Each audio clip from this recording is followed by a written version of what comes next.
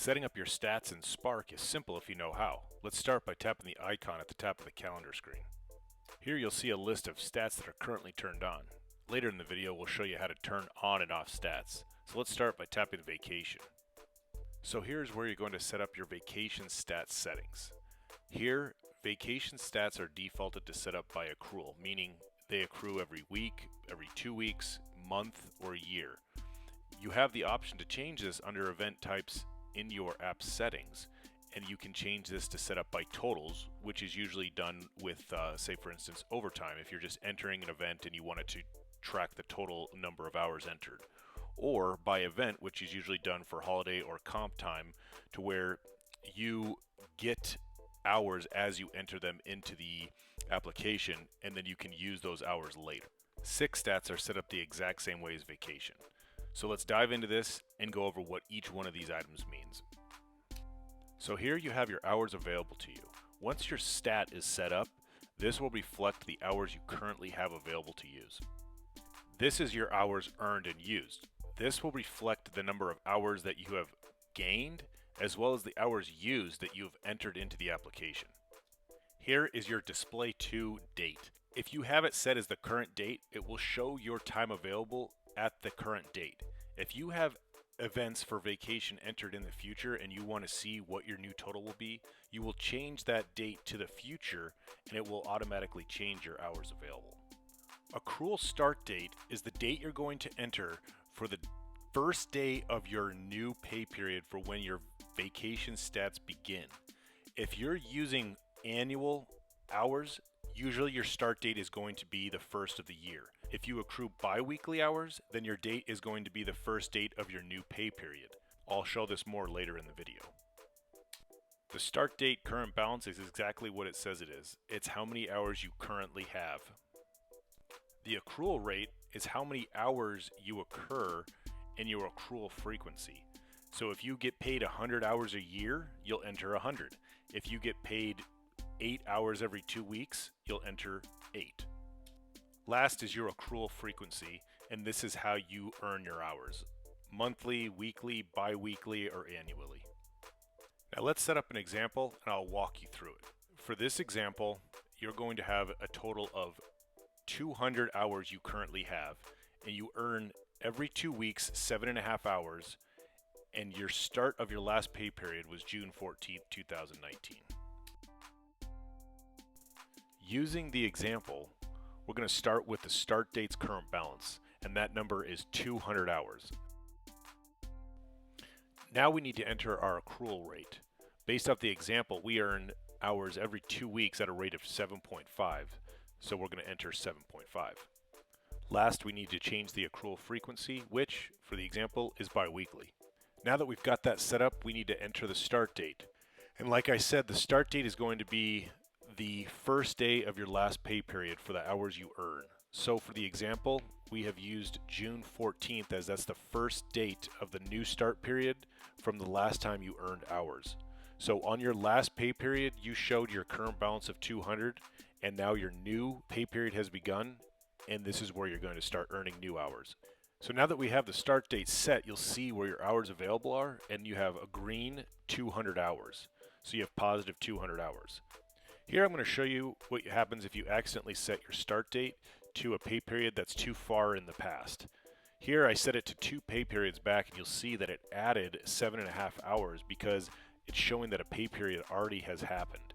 This is where you may encounter issues. So let's put that start date back to the first day of the last pay period, which was June 14th.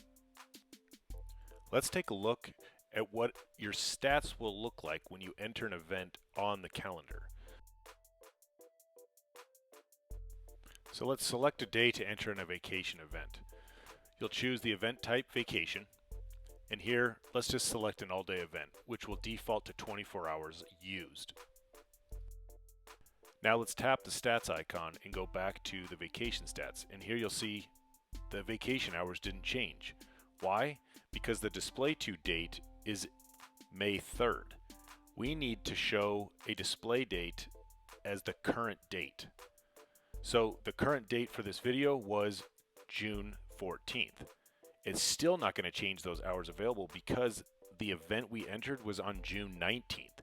We would have to change that display date to June 19th. And now you'll see it's reflected your hours available. The best thing to do is keep your display to date as the current date in which you're looking at the stat. Just remember that any event that was entered prior to the start date of a stat will not show up in your stats. Anything in the future will. Now let's take a look at your 6 stats. Here we'll set it up using a different example of where you accrue every year. So your current hours are 180, you earn 220 hours a year, and your start date is January 1st, 2019. So going into your 6 stats, it's going to look exactly like vacation because 6 stats are defaulted into track by accrual as well. Now let's get into the 6 stats using the example. We need to enter the current balance from your last start date as 180 hours. Then we're going to set up the accrual rate. For this example this time, we accrue every year and we accrue 220 hours every year. So now we'll set the accrual frequency instead of biweekly to annually. For the start date, the accrual start date is going to be the first of the year, January 1st, 2019. Now that all these numbers are entered, you'll see your available hours are as 180 hours. Now let's say you set up your start date and you thought you had to enter the start date as last year. So if you enter 2018, you'll see that it's going to accrue those 220 hours thinking that you've already gone a whole year and you just earned them January 1st. So that's why it's important to keep the start date as the first of the year when setting it up annually. So now let's go back to your stats main page. Here you're going to see an overview of all your different stats. Let's just touch on a different type of stat event using the comp time example. Here you'll see the display settings are a little different. This statistic is set up using the stat option by event. Here you'll see that all you're going to enter is a start date and the current balance you currently have for comp time or holiday time or whichever event you choose to use. The way that this is tracked is when you enter a comp time event, you will enter it and you will choose the option as if you are using hours or you are gaining hours. And based off of the information that you enter for that event, it will change that in this statistic as hours used or hours gained. The difference between the stat option by event or accrual is that the by event, when you enter a comp time event, you are going to enter a certain amount of hours. Those hours will then reflect as used or gained based off of how you enter it, and then will reflect in stats. By accrual, you will set up to earn hours on a constant basis based off of how you set up your stat, and it will automatically add those hours as hours gained, and then when you enter an event, you will enter the hours used, so it's deducted from your total. Here, I want to show you how to remove a stat from the stat screen. So let's remove holiday time. We're going to go back to the calendar and tap the menu button, select event types. Now you're going to scroll and tap holiday time. And here, where it says track statistics, you're going to turn this slide bar off.